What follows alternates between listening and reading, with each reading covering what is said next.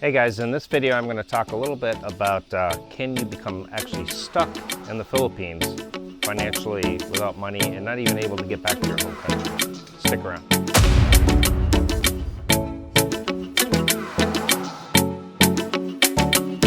Alright guys, so I'm at this coffee shop here in Cebulan, and the name, I forget the name, I'll put it in the bottom here.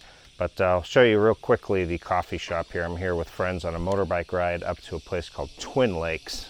Let me show you. So here's the place. It's got just amazing views. Here they're constructing more, but there's the ocean out there.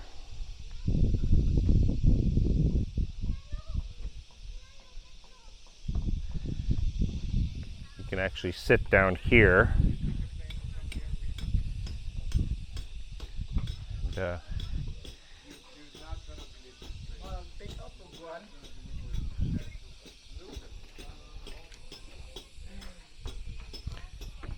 There's even a koi pond out here, and they actually make you take your shoes off before you walk in, which is kind of cool, but just beautiful. Look at the views up here. And we'll continue the journey to Twin Lakes. And here's the koi pond.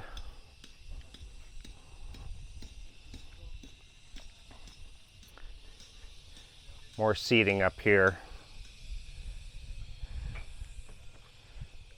So I've got coffee and breakfast coming, and that'll be here shortly, and then I will partake in breakfast and coffee here. They have a good native coffee and some other things. But what I want to talk about is recently there's been videos with Paul Old Dog, you know, with John. He's an example of coming out here. He had a limited amount of money, and you saw what happened. You know, a couple major things happened, and all of a sudden he is out of money and really stuck in the Philippines. And this is not the first person that I've come across that has become actually stuck. Even some people who have wanted to actually get back home haven't had the means to even get back home, let alone, you know, let's look at some things that you might need to get back to your home country. You would need a plane ticket. You're going to need a place to stay. And if you don't have any really friends or relatives and you've been here for years, those relationships have maybe ended and you don't really have a place other than maybe a night or two. You'd have to get established again and find a job. You'd have to find a place to live, a deposit, you know, get the electric and the internet and the cable and all that on, get a cell phone again. You would have to have credit, which a lot of people have just let their credit completely go, so they don't even have credit anymore. You'd have to get probably transportation. I don't know how you would function in a lot of parts of the United States. If you're going to live there, you have to have a car. There's no way around it. Clothing again, if you had to move back into a cold area, you know, just the amount of winter clothing that you would need again. Clothes for work, perhaps, you know, like for an interview. I'm going to throw a number out there of around $10,000 just to get yourself set up again, and I don't know how long that would last. You would have to find a job pretty quickly. So I'd like to hear from you guys, like some numbers of, you know, what do you think it would actually cost to you know, reestablish yourself back in your home country here. I'm going to walk down a little bit and sit here. So, but yeah, I talked to a guy recently. He missed one visa extension. He was a little short. He did have a teaching job online. That job disappeared. He got laid off from his teaching job. So he'd missed one visa extension, which is around 3,000 pesos or so, around 60 US dollars. You think, oh, it's small, you know, and he thought to himself, oh, it's a small amount. I'll get caught up next month. And the next month goes, and of course, then they add a late fee on there. And he's like, well, you know, it's just 1,000 peso late fee. I'll do it the next month. And now all of a sudden he owes, $120 because now he's behind. You have to pay for the visa extension from before, and then the next current one, plus the late fees. And now all of a sudden he's got maybe close to $200 US. Now he's even more screwed. You can't just go in and make a partial payment on a visa extension. You have to go in and you got to pay the entire thing plus the back payment and the late charges. You don't just go in and make a payment plan on a visa extension. And people get scared, of course. If they miss the visa extension, they kind of go into hiding, right? They can't extend.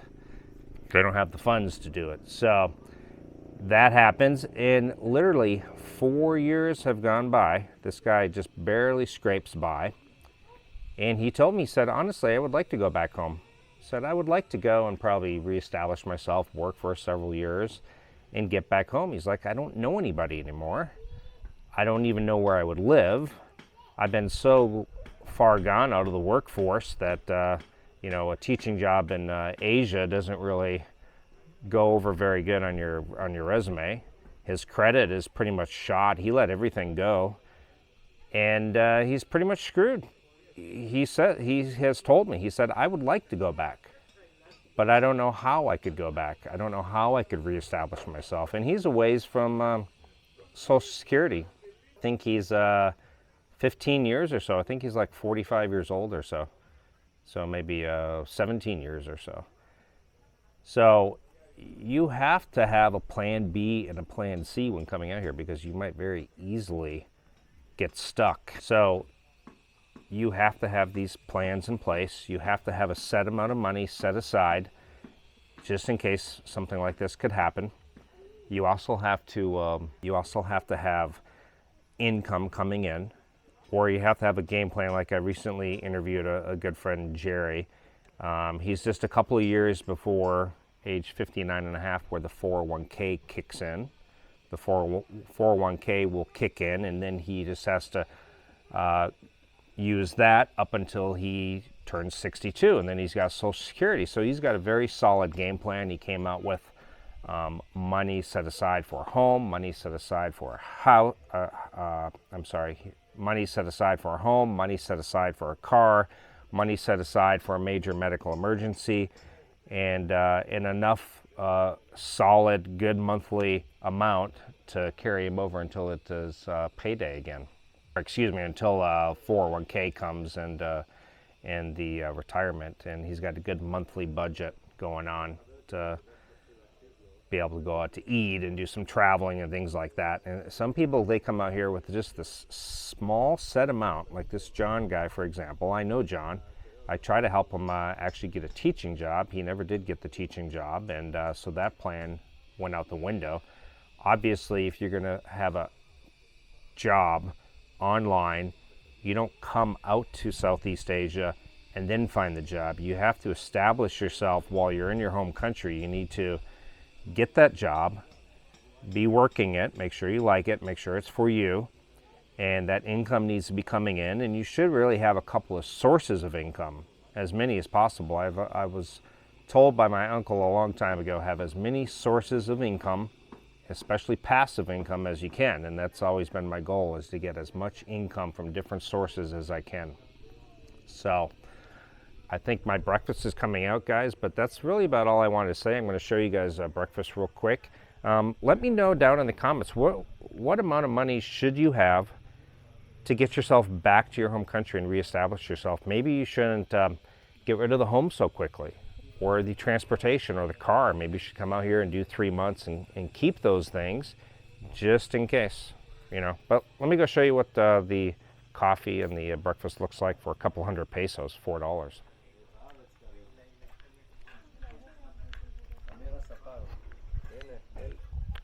Say hi. Hello.